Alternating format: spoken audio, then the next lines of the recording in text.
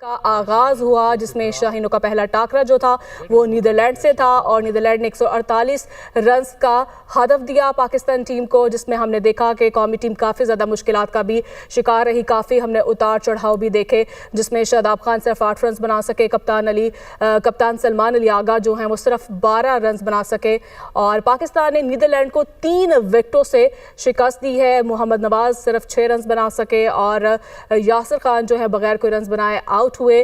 T20 world cup 2026 کا پاکستان کے event میں فاتحانہ یہ آغاز ہے، اور نیدرلینڈ جو تھا وہ مد مقابل تھا پاکستان کے ساتھ، اور دیکھ سکتے ہیں یہ میچ جو ہے پاکستان نے اپنے نام کر لیا ہے اور 3 وکٹوں سے پاکستان نے یہ میچ جیتا ہے۔ پاکستان کی جانب سے جو ہے وہ سائم ایوب نے 24 رنز بنائے اور بابر اعظم نے صرف 15 رنز بنائے ہیں۔